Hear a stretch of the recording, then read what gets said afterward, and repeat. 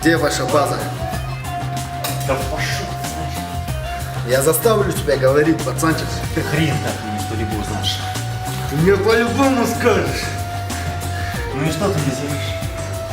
Что? Вот что мы сделаем. Вот что мы сделаем.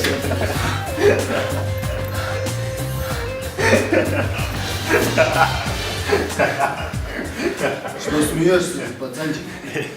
Это же пакет экологический. Он же воздух пропускает. А ты что, не знал?